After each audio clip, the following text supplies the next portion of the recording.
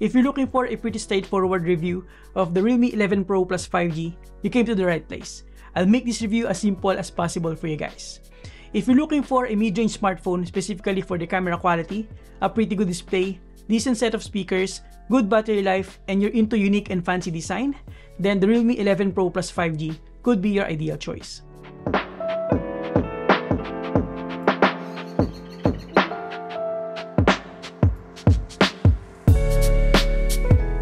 However, if you're also into mobile gaming and you prioritize performance over camera and aesthetics, especially in relation to the price, then this might not meet your expectations. That's about it. But if you want to learn more to make a good informed decision, watch the entire video. It's actually not that simple because the Realme 11 Pro Plus 5G actually offers more to the table other than its amazing camera quality and premium looking design. It has good battery life with fast charging capabilities. The display is outstanding with the color accurate 6.7-inch Full HD Plus curved AMOLED panel with up to 120Hz refresh rate, and the user interface with the Realme UI 4.0 is quite smooth. And the overall experience is fairly good for a daily driver material. With that said, let me break it down for you. Let's get into it. Honest disclaimer, this is not a sponsored video. In fact, unlike my previous Realme phone reviews, this one I won't get to keep. I just want to be transparent to you as much as possible. With that out of the way, let me share with you the things that I like and don't like about the Realme 11 Pro Plus 5G. Let's start with the things that I like. What stands out the most to me is the premium looking design and the aesthetics of the Realme 11 Pro Plus 5G. In front, we have a 6.7-inch Full HD Plus curved AMOLED panel with up to 120Hz refresh rate, 394 pixels per inch density, and an outstanding screen-to-body ratio of around 93.65%. As you can tell, the bezels all around are pretty slim, partnered with that premium-looking curved edges. But what's important here is that it's 100% DCI-P3 color accurate, so we have nice and vibrant colors, punchy contrast, good viewing angles, and an ample amount of details. There is not much to complain about the display aside from a slightly lower peak brightness of 900 nits, but that should be good enough for most environments and ample enough for media consumption. Speaking of media consumption, the Realme 11 Pro Plus 5G features stereo speakers, which sounds pretty good with clear mids, controlled highs, and overall fuller sounds thanks to the stereo effect. Low end and bass could have been better though, but I'm pretty satisfied with how it sounds as a whole. Here's a quick sound test for you guys. Right, brolies, it's about time I share with you my full review of the Realme 10 Pro 5G, a smartphone that for the most part checks all my boxes, except for a couple of things that I hope were added to this affordable mid-range offering. The Realme 10 Pro 5G features a 6.7-inch Full HD display. Now the front side is just the introduction to its stunning look. Flip it around at the back and you'll see what I'm talking about. The Realme 11 Pro Plus 5G features a nice to the touch premium vegan leather, and they actually spent a good amount of effort with this, partnering with the former Gucci print and textile designer Matteo Minotto. Essentially, this was inspired by the city Milan in Italy, with the seam at the center representing the city roads, leading to the rising sun represented by the massive circular camera module.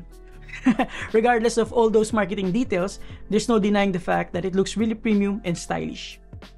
Now in terms of construction, it is made out of a combination of glass front, vegan leather, and plastic at the back, with a plastic frame that altogether feels relatively premium. Now, before we get ahead of ourselves, let's take a look around first. Also in front, we have a selfie camera, a subtle earpiece above it, and a pre-applied screen protector. We also have the under-display fingerprint sensor that is placed well below my thumb's natural position. Well, at least it is relatively fast and accurate. On the left side, we don't have anything here, but you'll get a better look at the curved edges. On the other side, we have the volume rocker and the power button. Up top, we have the secondary speaker and the secondary microphone, and then at the bottom, we have the SIM card tray, the primary microphone, the USB Type-C port, and the primary speaker. No headphone jack here. Now let's talk about the next thing that I like about the Realme 11 Pro Plus 5G, and the very reason why most people will consider this, and that is the outstanding camera system. First, in front, we have a 32 megapixel selfie camera with a Sony IMX615 sensor, and then at the back, we have a whopping 200 megapixel main camera, a pretty standard 8 megapixel ultra-wide camera, and a typical 2 megapixel macro lens.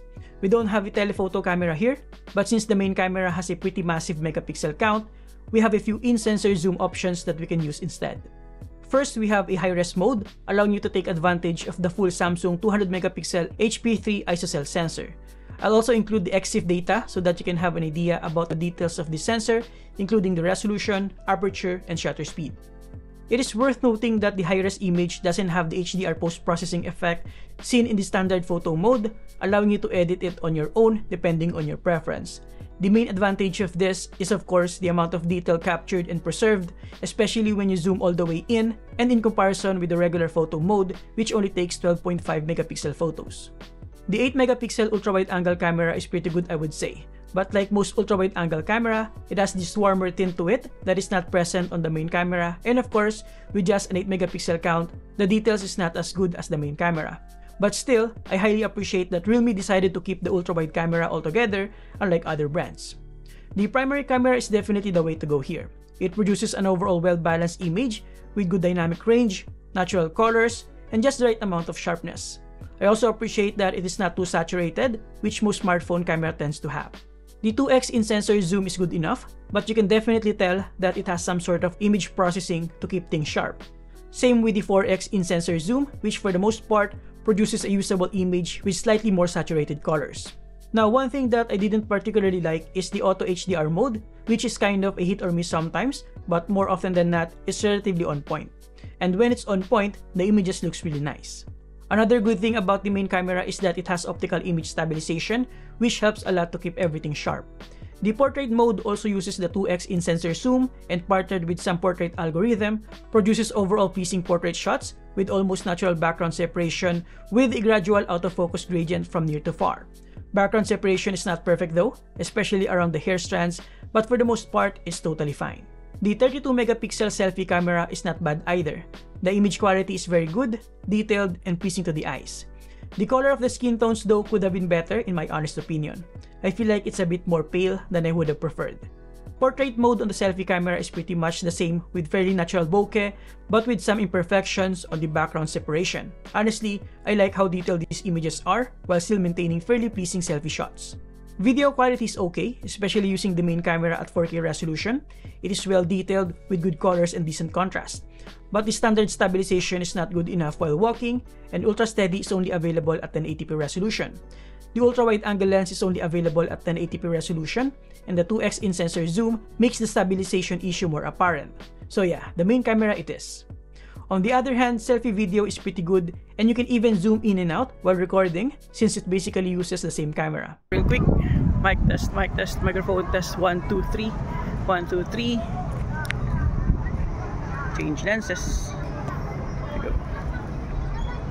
Ultimately, what I like the most when it comes to the camera quality of the Realme 11 Pro Plus 5G is the overall natural colors, balanced dynamic range, just enough details and sharpness, and fairly natural portrait shots.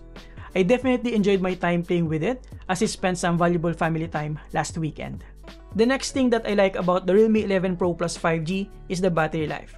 As per my standard PCMark Work 3.0 battery life benchmark with maximum brightness and volume but with earphones plugged in, it lasted around 8 hours and 20 minutes, so in theory, with lower brightness and normal use, it should last you the entire day. And what's even better is that I was able to charge it using the 100 watts power brick from 10% to 100% in just around 24 minutes. Now, if all that is pretty much everything you care about on a phone, then by all means, go ahead and get the Realme 11 Pro Plus 5G. Otherwise, carry on. Still here? Alright, let's talk about the things that I didn't like about the Realme 11 Pro Plus 5G, starting with the most important one, performance, specifically for gaming. It has a mid-range MediaTek Dimensity 750 5G chipset with an integrated image signal processor that allows you to support the 200 megapixel camera, which is nice and all, but in terms of gaming, it's kind of underwhelming if I have to be perfectly honest with you. With an Antutu benchmark score of around 618,000, we should have a bit of an idea how it performs. In Genshin Impact, for example, the default setting is low graphics and at 30 FPS. Bumping it to 60 FPS proved to be too much, as it cannot even reach that 60 FPS. The best setting that I decided to stick to is low graphics at 45 FPS to have a fairly stable performance. In Diablo Immortal, 60 FPS is not even supported, as well as ultra resolution. And honestly, you should stick to its default setting of 30 FPS, high resolution, and low graphics, as even with that, I still encounter some frame drops down to 24 FPS. So yeah. In Call of Duty Mobile, even if you set it to max frame rate setting, it's still going to run at 60 FPS, which is perfectly fine and stable at around 57 to 60 FPS. With that, I also tried setting it to max graphics instead, with pretty much identical performance, but with better image quality. So if Call of Duty Mobile is your main mobile game, you'll be satisfied with the performance here. I'm just sad that it doesn't support 90 FPS in Call of Duty, and it also doesn't support 120 FPS in Real Racing 3, but those are probably coming in the future. It's good enough though for this game, with pretty good graphics, which is nice. Aside from that, like with the other Realme smartphones that came before, we still have the nifty game assistant feature that you can toggle by swiping from the side. Here you can change performance modes between low power, balance, and pro gamer. You can also choose the screen refresh rate here, as well as the touch response. You can also take advantage of other features here, and probably the most useful is the system status, which shows overlay stats that you can place virtually anywhere on the screen. By the way, if you're not yet familiar, some Android phones like this one have a hidden performance setting under the battery setting that you can toggle depending on your preference to enhance the performance. However, just be mindful of the thermal disadvantage of pushing this phone to the max, as it can get pretty toasty at around 38 degrees internally and around 36 degrees at the surface level. Overall, if you play less graphics demanding games, then the Realme 11 Pro Plus 5G should be enough for casual gaming, as proven in Call of Duty Mobile and Real Racing 3. But if you're a Genshin Impact or a Diablo Immortal and similar games kind of guy, then you should invest in a more capable smartphone or perhaps a gaming phone. Now, here are the rest of the benchmarks that I ran on the Realme 11 Pro Plus 5G, just in case you're interested.